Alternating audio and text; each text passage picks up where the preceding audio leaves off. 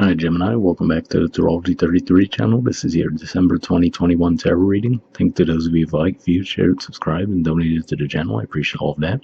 And for those of you new to the channel, as far as what we have in front of us, and to Celtic crossbred as always, and I also pulled an Oracle card and a Mudra card for you guys. We're actually going to start the reading off by rolling those astrology dice we have in front of us to get an idea of where your focus will be as far as that goes.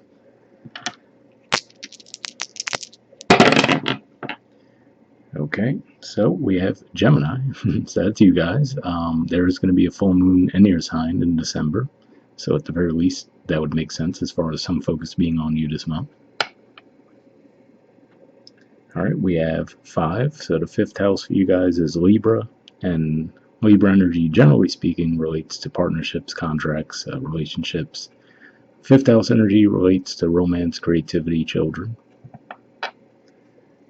And we have Neptune. So Neptune actually is going to start its direct cycle right in the beginning of December. So that's in your 10th house of career and social status right now. So we'll keep those in mind as we go through the main spread. All right. In the main situation position, we have the 5 of Wands. So this is Leo energy here.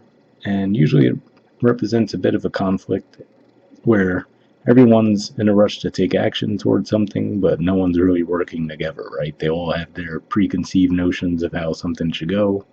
They're all going about it exactly that way, and there's not really communication over, hey, are we actually working in a productive way, or is this, actually causing more trouble than it's worth? So that could be an environment that you guys might find yourselves in this month. December, especially if you're in an area where there are a lot of holidays, they counterintuitively, they actually lead to a lot of stress for a lot of people, and people tend to not be thinking the way they normally would. So that could just be as simple as that. That might be the type of environment you find yourselves in. But this is, for you guys, Leo energy is your 3rd house communication. So just be mindful of that around communication. Make sure that everyone's on the same page. And if you're detecting that they're not, it might be best to just not even involve yourselves in that type of conversation. In the challenger obstacle position, we have the King of Swords. So this is Aquarius energy.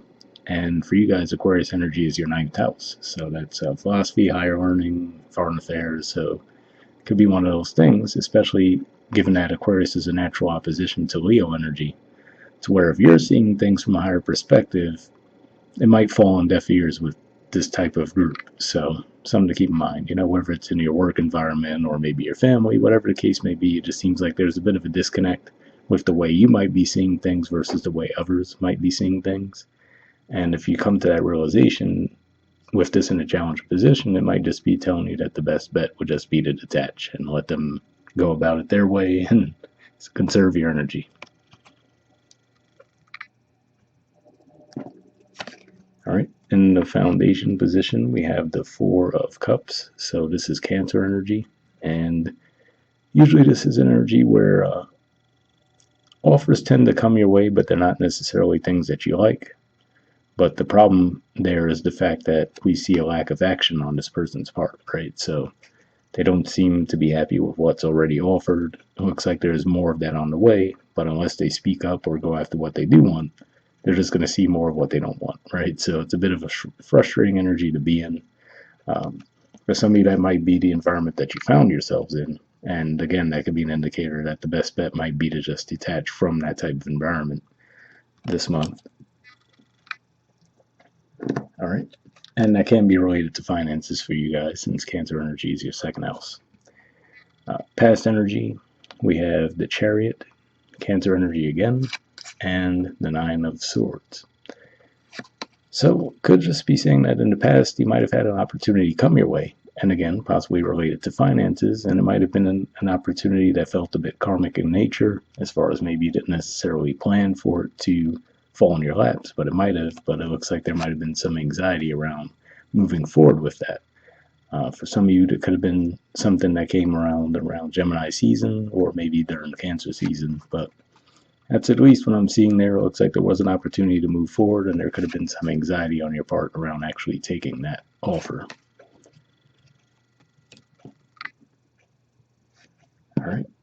the present position, we have the Magician. So definitely a pretty positive energy to see here. Usually that has the confidence and understanding that you have all the tools at your disposal, right? We see all of the elements represented on the table there, even though, there we go, I was going to say, even though our own focus. So you have all the elements on the table. And to me, that just represents that ability. And especially if you're in a group that you feel isn't very supportive this month, that could just be one of those things where you might just come to the realization, like, you know what? I can take care of myself, so I'm going to just separate from this group, let them do their things their way, and I'm going to keep moving forward how I need to. So that could be the energy you guys find yourselves in. And if for whatever reason you do feel like you really do need to continue to interact with this group, the Magician energy there, it could just be saying that you could find a creative way to actually bridge the gap within the group.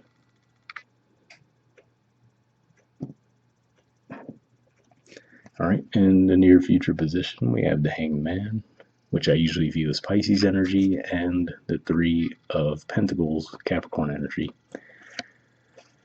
So yeah, this could be around career for some of you, because Pisces energy, and I did mention Neptune came up in your dice as well, and Capricorn energy is the natural 10th house, which represents career social status. So this could be one of those things where you might be thinking to yourself, okay, do I want to continue to collaborate with this group, right? So for a lot of you, this really does look like it's more of a work-related thing.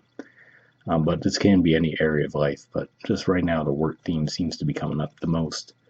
So it could be what's on your mind right now. You know, you could be trying to see things from another perspective. Like, okay, is there something I'm missing here, right? Like, it just could seem that weird to where you might even start to second guess yourself for a bit. Like, okay, let me pull back for a minute and see what's going on here and see if this is even salvageable or not, right? This is 8th house energy as well, so this can be around investments. I will say, keep in mind with that Venus retrograde coming up in Capricorn, might not be the best time to start any new investments. And then regarding any that you might have already made prior to all of this stuff, could just be saying that you might want to have a little bit of patience with that, right? So just a super generic example, let's say you bought stocks, I don't know, a couple months ago, and then all of a sudden in December, they seem to be dropping, right? And then there's the tendency to want to panic sell. But then after the Venus retrograde cycle, early in 2022, might go back up again, you know? So obviously that's just a super generic example, but that could be what these two energies are pointing to in that regard. And let's see what else. But yeah, and it could just be saying that you might actually be in a bit of a demand as well, especially with that Neptune energy starting direct motion in your 10th house. So this could even be multiple different offers coming your way. And you might think in the past about how, you know, maybe you might have rushed into an offer or declined an offer that you should have taken. So now you could be like, okay, how do I want to handle this situation if similar themes are coming back up again? All right, in the position of your influence on the situation, we have Justice. So Libra energy here, and we did see Libra energy come up in the dice view as well with that 5. So if nothing else, to me, this says that you're coming at this from a balanced, measured angle, which is definitely a positive. You could just be at least hoping to see win-win situations, right, for all parties involved. But to me, more than anything, that's definitely pointing to a bit of a balanced, measured energy. And if you're really doing a lot of heavy lifting, this could also point to the expectation that you want to see that same effort from others too. Interestingly enough, in the environment position, we actually have the Queen of Swords in reverse.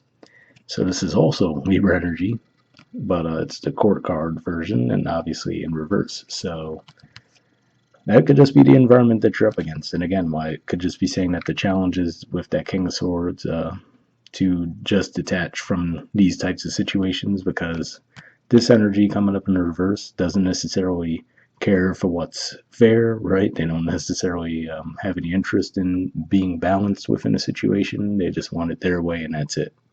And interestingly enough, looking at the card in the near future, the Hangman, that's almost, it makes me think of, you might be trying to see things from this person's perspective, right? Like, okay, let me try to see it from their perspective. you might feel like, okay, they seem like they're totally off their rocker, but let me at least humor them and see if there's something I'm missing, right? See if, try to look at things from their perspective and decide if I want to collaborate with them. So that's kind of how I'm seeing that energy playing out there. So yeah, keep in mind, there's going to be a new moon eclipse in your opposite sign of Sagittarius, and it's going to be with Mercury, and something else is going to be in the mix, I believe. But yeah, so I mean that could bring some intensity as well. But from what I'm seeing, it looks like you're actually pretty measured. It could just be a matter of trying to stay patient with people who don't seem to be as balanced and not handling the energies as well. Okay. In the hopes or fears position, we have the Empress.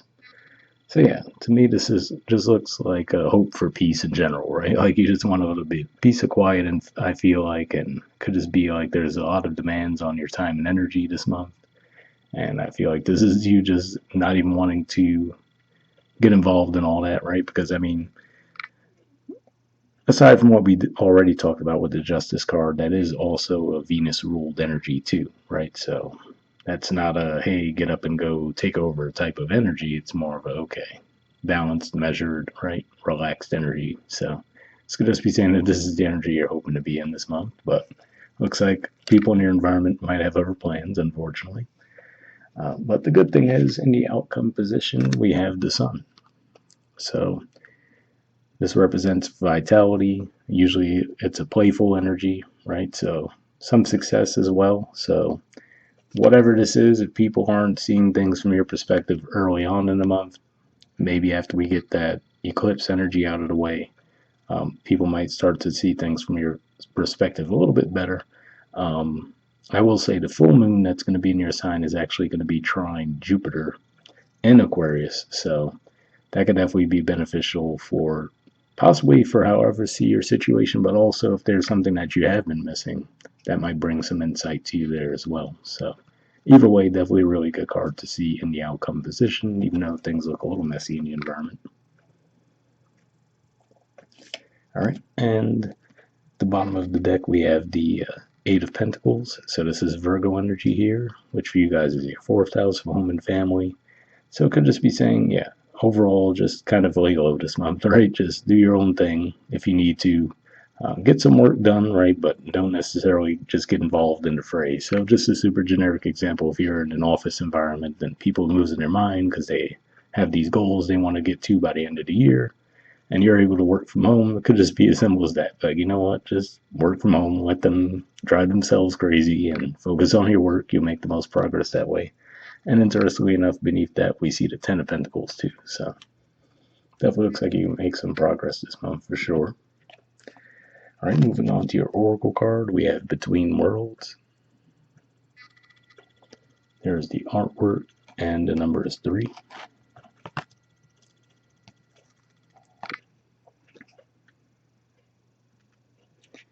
Okay, it says transitions, not being quite out of one situation and fully engaged in another, temporary blindness, no man's land.